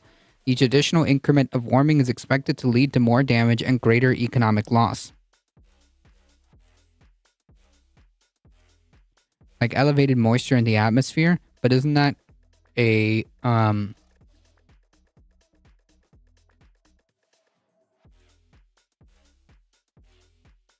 Isn't that a byproduct of more warming that's kind of in a feedback loop with more carbon? With the more CO2, the more warming, the more moisture gets trapped?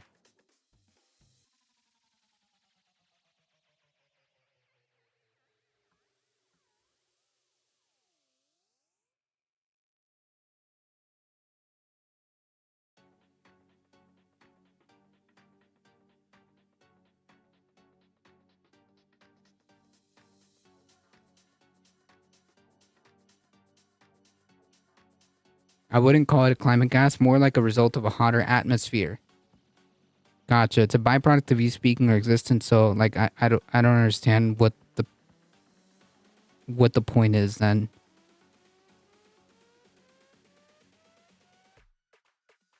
Of bringing this up. More like a result of a hotter atmosphere, right, which is a byproduct of the feedback loop of us continuing to pump gas, which warms up the planet, which traps more moisture. Like, I don't understand. Is that what you're trying to reference? Anyways, however, greater reductions in carbon emissions could reduce the risk and impacts and have immediate health and economic benefits. Millions are experiencing more extreme heat waves with warmer temperatures and long-lasting heat waves, the report states. It adds climate change are apparent in every region of the country. Among the noted effects, number of nights with minimum low temperatures at or above 70 degrees has increased compared to 1901 to 1960 in every corner of the country except northern Great Plains and Alaska. The average annual precipitation is increasing in most regions except Northwest, Southwest, and Hawaii.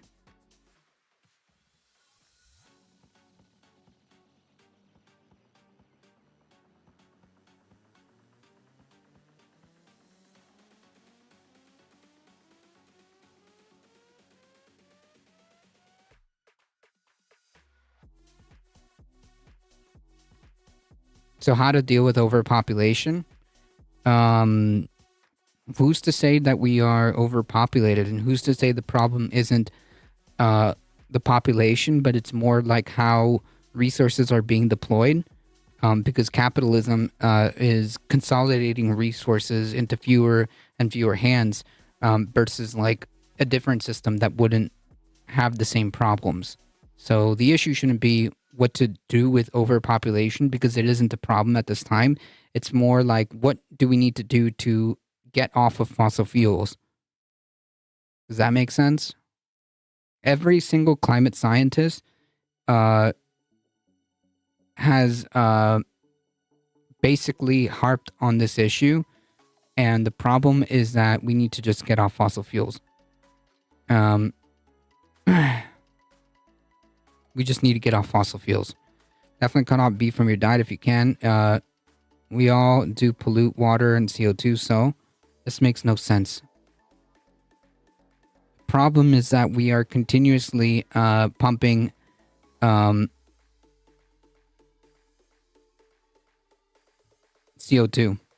Fossil fuels will never go away. Then I guess we're effed, aren't we? Some countries are overpopulated and some are dealing with it, but the planet overall can sustain the current population just barely. It seems to me like we have a lot of resources. The issue is the distribution of said resources. That's not a number. Anyways, like, I don't understand. Like, if you're not going to make like a cohesive point, then like, I don't know, man, just sit back and relax.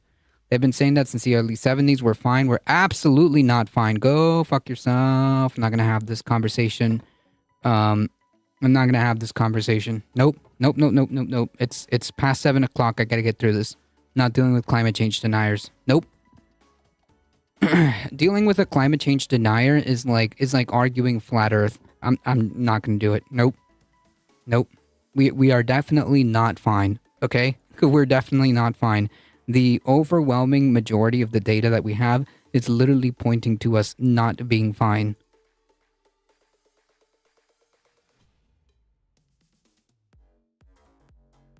Anyways, no, I'm not going to waste my time.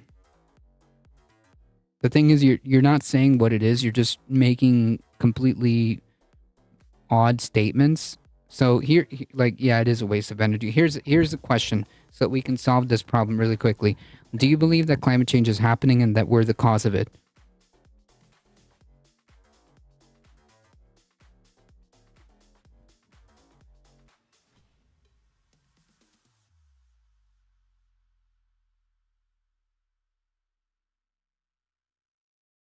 Heavier precipitation events are increasing everywhere except Hawaii and the Caribbean. Relative sea levels are increasing along much of the coast except for Oregon, Washington, and Alaska.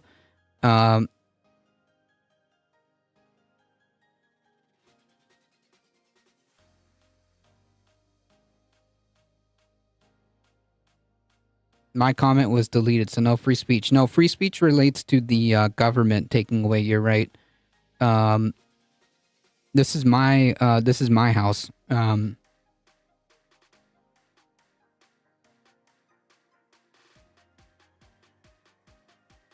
And I don't think your comment was deleted. I banned the other clown.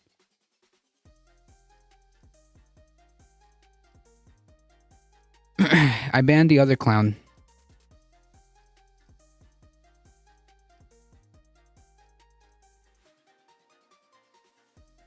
Anyways.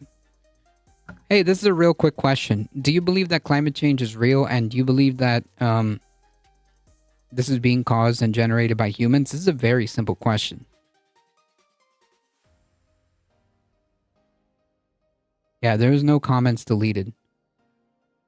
Nope, so ban me now? Yeah, I think so. I'm gonna have this discussion. See, it's that easy, folks. Like, if you just want to come here and like do this nonsense, like, just be upfront so we can just deal with it right off the bat and like move on with life, you know?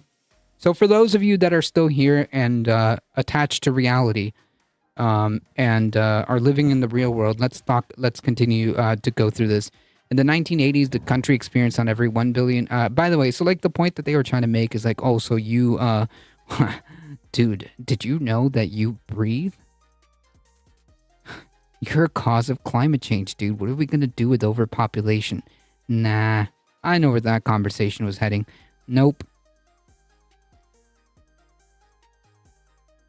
In the 1980s, the country experienced an average of $1 billion disaster every 4 months, but now the experiences are one every 3 weeks.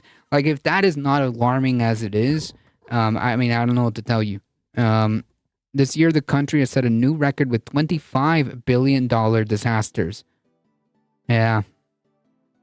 Going from, like, 40 years ago, where we experienced a $1 billion disaster every 4 months, but now that just happens every 3 weeks or every month. Essentially, we can count on like $1 billion disaster happening that can be attributed to climate change.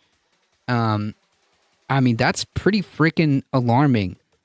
And the fact that this year alone set a phenomenal record of 25 of those events. So another way of putting it would be about 2 point something a month. It's doubled. It's not every 3 weeks. It might be 2 every 3 weeks because it's 25 disasters, and we're only on November. We still have 1 more month to go. So just shooting from the hip, it's about 2 point something $billion disasters every month ish. Yeah. Fissures in the warming climate board for fishing boat. Oh, this is a different. Blah, blah, blah, blah, blah. Okay. Climate scientists around the world say 2023 is almost certain to be the globe's warmest year in recorded human history. Cool. Another phenomenon. Like, things are so. This is great. Things are going fine. Everything's fine, folks. You know, we're perfectly fine. Like, nobody should pay attention to any of this. It's all good. Everything's fine, guys. The global mean temperature through October was 1.4 degrees Celsius. Like, if you're reading this and you're going through, like, what actual, like, scientists who dedicate their entire, like, profession to do, and then, like, your response is like, nah, bro, I don't believe any of this. We're going to be fine. If like that's just like, hey man, listen, if you want to be delusional, that's on you, but I'm not having it.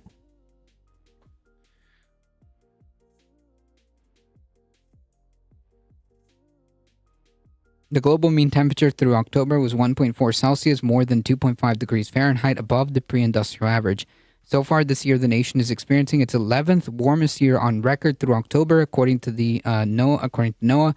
However, 12 states are experiencing their warmest or second warmest year on record.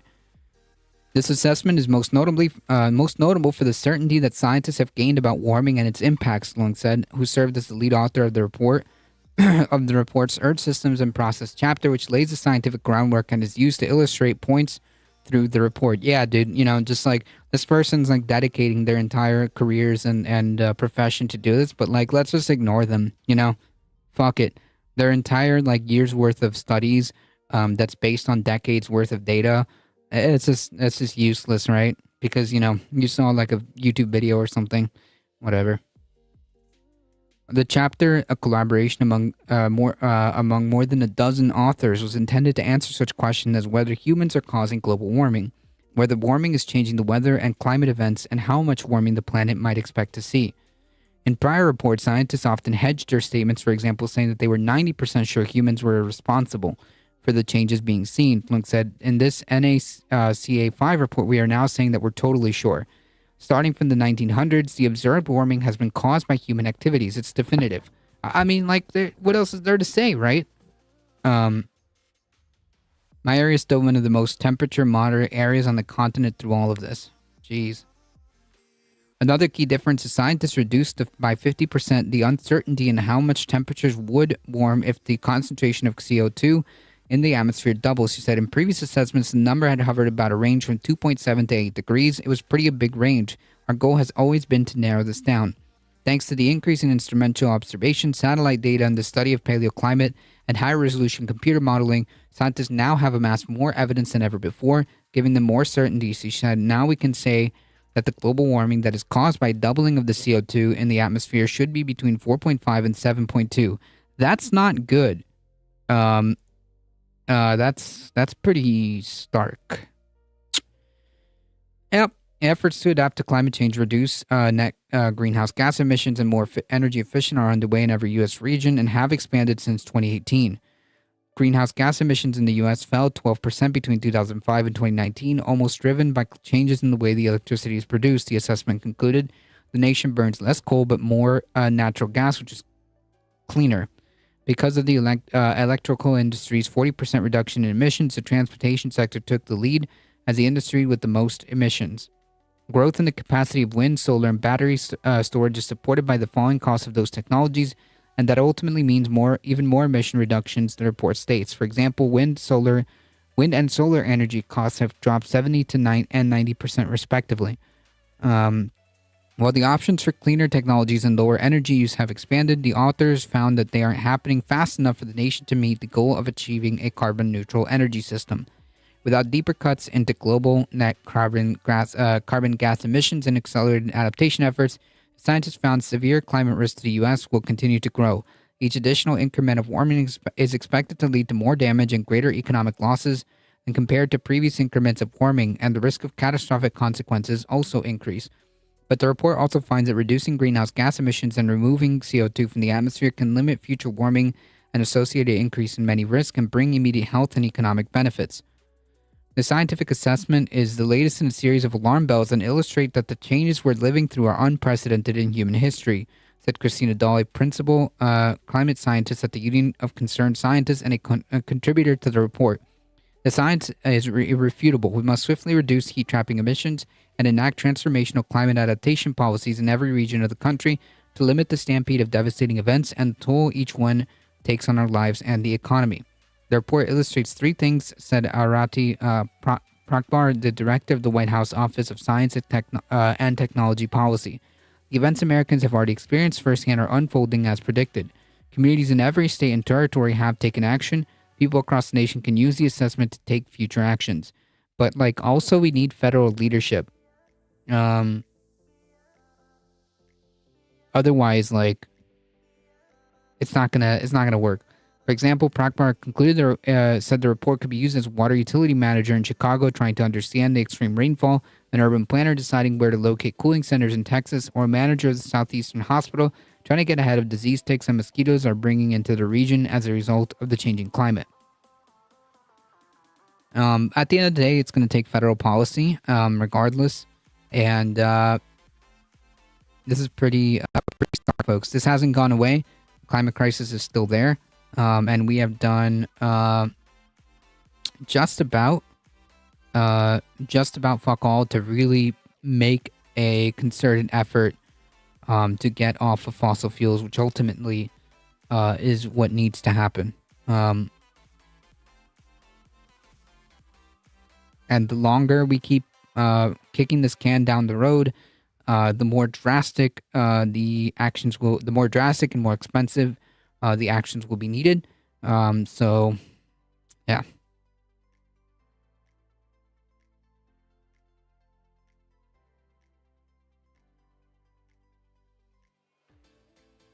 All right, folks.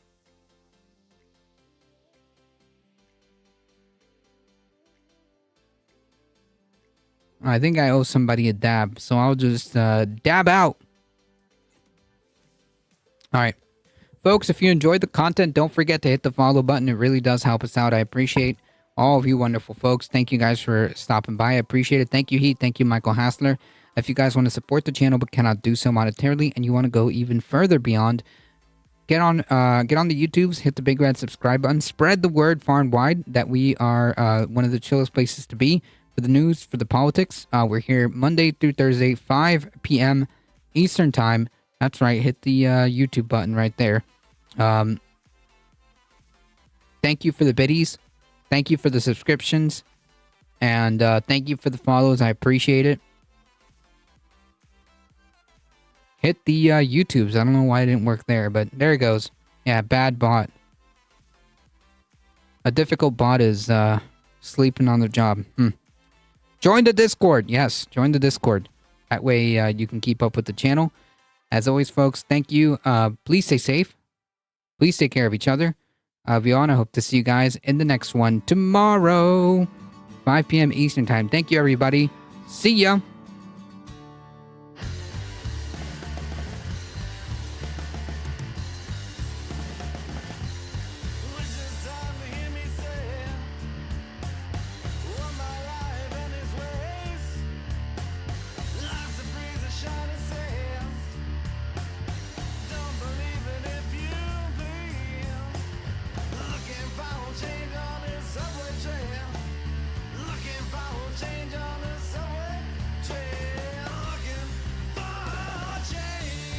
All right, folks, hang tight. We're heading out in 5, 4, 3, 2, 1. Bye-bye.